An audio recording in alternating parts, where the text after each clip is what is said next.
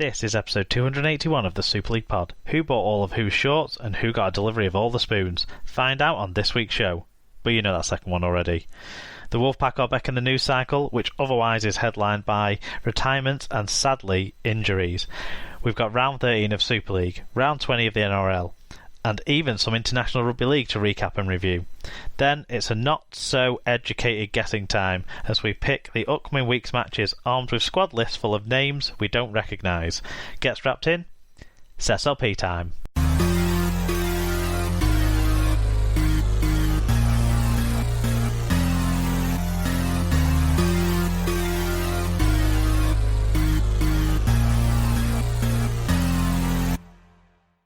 Hello and welcome to episode 281 of the Super League Pod, and you're joined tonight by myself, Tim, the Hull KR / London Broncos / Coventry Bears / anywhere else that will take me fan, and of course joining us as always is Wigan fan Mark. How you doing, Mark? Hi Tim, I'm excited because we've got to talk about lots of players who we've barely heard of before when we preview this week's games.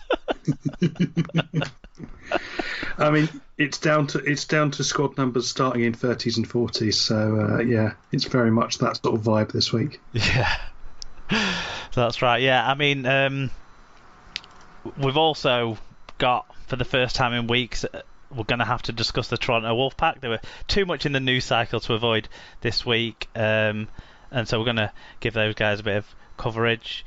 Also, some shitty injury news, isn't there, that we're going to have to cover off, which I'm not so excited about. Yeah, multiple, unfortunately. And we'll recap round 13, which was low on fan reviews, disappointingly, so up your game over the next week, please, listeners.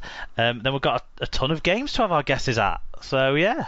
Quite excited for that. I want to tell everyone, of course, as well, that this episode is sponsored by Rob's Toy Shop. Find a wide range of toys, gifts, Rugby League birthday cards and more at Rob's Toy Shop on eBay. Visit stores.ebay.co.uk/Rob's Toy Shop, and on any orders over £5 you can earn 5% cash back and also 1% cash back to SLP if you put SLP discount at checkout. Right then, so we've talked about what we've got coming up. So it's a lot of a few games and a lot of transfer news and a lot of who on earth are they? Yeah, I'm in short. Just got to make sure I have a tab up that's got all the names of these kids whilst we get into the news.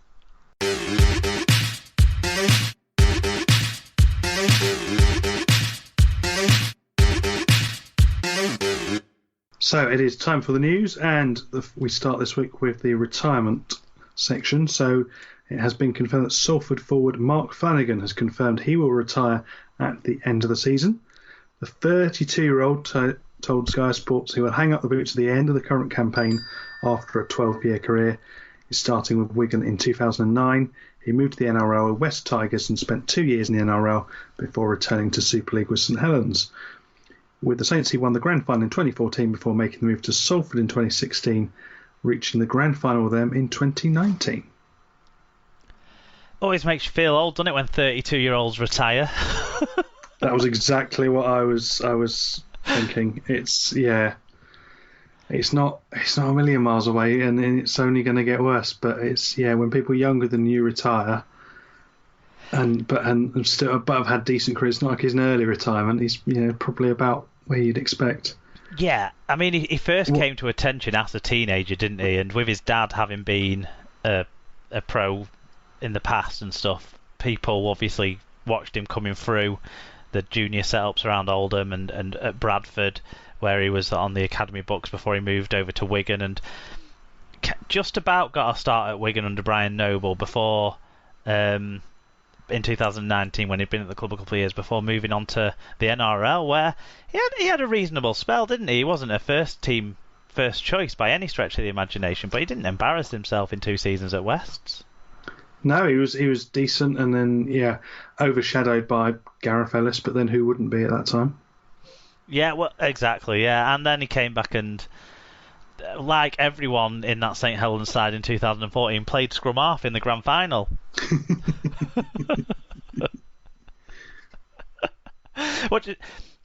I'm surprised that he's hanging up the boots now. Obviously, he's thinking about his life after rugby more, isn't he? With his businesses he's already got, and also making not so subtle nods towards Sky Sports that he might want a job with them if they've got an opening going forward. But do you think this has come earlier than you expected for Flash?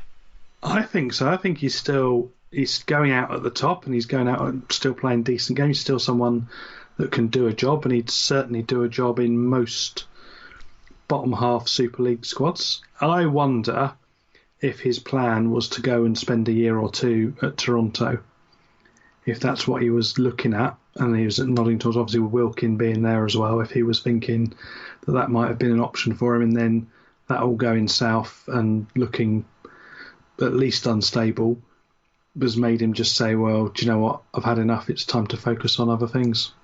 Yeah, I thought Salford still had room for him next year, but obviously he's made this choice, and he gets to look back at a few successes. Being co-captain for that grand final side for Salford will probably be, I think, what he'll remember as his kind of greatest achievement in professional rugby league. Even though he had that NRL spell, he won a grand final, and obviously he made his Super League debut for the greatest club in the competition. So it's done some good though, hasn't he, to be fair? Oh yeah, he's got a superb record behind him, and I don't definitely, as we sort of alluded to earlier, this isn't the last we've heard of him. We will hear from him again at length in some form or other. Yeah, I wouldn't be surprised and wouldn't expect it to be any other way. Okay, from any other way to any other business, as Huddersfield Giants hooker Adam O'Brien is likely, sadly, to miss the rest of the season after suffering a neck injury earlier this month. The 27-year-old was taken off on a stretcher in the 13-12 defeat against Leeds Rhinos back on the 11th of September. Caretaker coach Luke Robinson has said he would prefer the club to be overcautious with the injury. So the club are having Adam O'Brien's best interest at heart in sort of sitting him down and making sure he gets right. It was a worrying injury. He went to hospital. There's talk about him having to get used to at the moment wearing a neck brace and that kind of stuff, and restricting what he's doing and being sensible. And that's a far breakaway from the guy who's flings his body into every tackle he can find on the rugby league field. Yeah, and I suppose, with great respect to Huddersfield, it's not like they're ripping up any massive trees that they would expect to be. It's the end of the season that he can stand to lose. He's not going to be missing out on anything major. So why not take the time and recuperate and recover? Because it's going to be a very short turnaround before you're back in action anyway. So pre-season's going to start very quickly. So having this time off and getting yourself right, and even if he's in a position where he's ready to come back earlier, get some conditioning in and get effectively an extended pre-season. Yeah, because he's putting a huge workload, I think, since the resumption as well. Adam O'Brien is kind of the one player that they didn't have a ready-made replacement for at the club as it stood at the time, because Reece Butterworth was the only other hooker on the books this year, and he's a kid, isn't he, basically? Yeah. So some more Huddersfield news, where Huddersfield Giants have signed Halifax hooker Brandon Moore on loan until the end of the season to help cover for that loss of Adam O'Brien. Moore, who's 24, has scored 12 tries in 67 appearances since joining the Blue Sox in 2016. Oh, a little slipping in the Blue Sox, good stuff. Yeah, I can't remember seeing much of Brandon Moore. It's a name that I'm familiar with, but a player that I don't think I am. I don't know if you've spotted him around the championship scene. Vaguely, but again, more it's a name I recognise. Rather, I couldn't tell you particularly what he looks like or any playing attributes of him. Given the O'Brien situation we just talked about, it's an absolute need though for Huddersfield. So sensible for them to bring someone in. And I suppose at 24 as well, he's potentially looking that this is a shop window for him, that to put himself back in the shop window of Super League clubs if he doesn't want to stay in the Championship. Yeah, and a chance to earn some money, get playing. Yeah. All that, doing what he likes doing. Right, I've got the crap news again. Leeds centre Harry Newman faces up to 6 months out of action after breaking his leg in Thursday's win over Hull KR. The 20-year-old was carried off on a stretcher and taken to hospital after being injured attempting a tackle 30 minutes into the Super League game. Newman has been in impressive form this season with 3 tries in 12 games, earning him a place in England coach Sean Wayne's squad earlier this year, and over the last 18 months been one of the players personally I've enjoyed watching the most in Super League, outside of players that play for my own club. Yeah, I'd agree with that. I mean, seeing him come in as a young centre, doing very well, and just going on to improve. He's improved as well, and it's someone who you're looking forward to seeing in the business end. And it was just a horrible injury to go out on an end of season, especially when the club's got a semi-final and potentially other semi-finals and finals coming up this year. It's a real bad loss for the Leeds team, but also it's a real shame that young Harry can't get that sort of level of exposure as he's looking towards being potentially an England player. As right centres go, the second best option might be Zach Hardacre, who's would prefer to play at fullback. For an England shirt. Harry Newman, I think, was well up there, so it's a real shame for the kid. Yeah, I mean, I still stick by my belief that right and left centres don't particularly make much difference at international level. I think if you've got the skills, you can pretty much play on either side. The incident itself was obviously a real freak one, which is kind of a trend of things with these serious injuries. If we go back to the tragic Mosley Masso at the start of the year, but even Adam O'Brien's, it was him trying to just make a little scoot from dummy half and getting his head as the ball carrier in the wrong place. This was a player turning to kind of move off one attacker onto where the ball had gone, but the attacker who'd kind of gone to go through the gap bumped into one of his teammates, rolled over the back of Harry Newman's ankle and leg, and it's such a significant injury off something so stupid. Yeah, it's a real shame. No one to blame, obviously. No, it's one of those accidents that unfortunately occurs in a sport like this, where people are putting their bodies on the line. Yeah, big blokes running fast. Bad things happen sometimes, unfortunately. But the best to Harry. He's young enough to get better. When you're playing so many games in a short space of time, the load is going to be such that these sorts of injuries are going to happen, unfortunately. Broken bones.